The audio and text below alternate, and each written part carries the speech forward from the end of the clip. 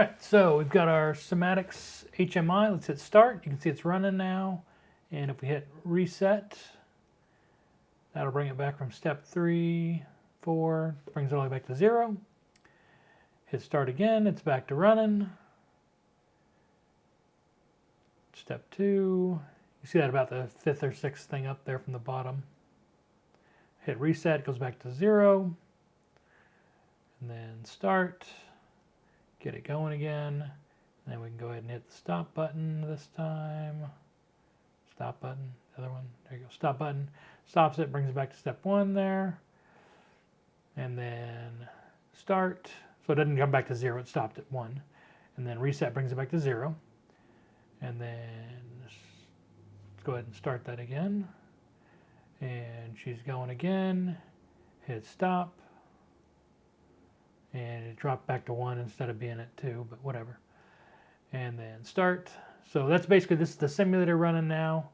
And that was the 3 different modes it runs through. Reset always comes back to 0, shuts everything down. Kind of works like an e-stop. And then stop is just going to stop it on the step it's at, or drop back 1 if it is on the middle of the step. Cool. Yeah, so that's it for the simulator. And this is the actual Siemens HMI in real life. So we've got our stop, it comes in yellow for the light, and then reset. I should have made a different color, but I left it at green on accident. And then start goes green. Could have left those on. It's just a matter of programming if you want them to remain on the entire time or turn off. I think the stop should have stayed on whenever it wasn't running, but that seemed like you just burn out your LED or your screen. I don't know. I should have programmed that differently, possibly.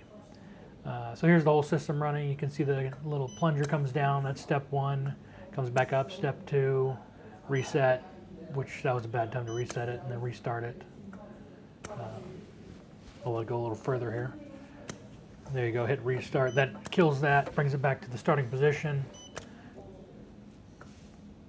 And then stop should just pause it in position, but for some reason it brings it back to step 1. So I do need to fix that.